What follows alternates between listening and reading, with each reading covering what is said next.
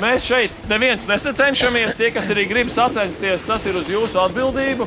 Katrā ziņā ir augsts ūdens. Mēs saprotam, Instagrams dara brīnums un mūsu adrenalīnu uzdzen. Bet sēžam un darām visu to, ko mēs jūtamies daudz maz droši.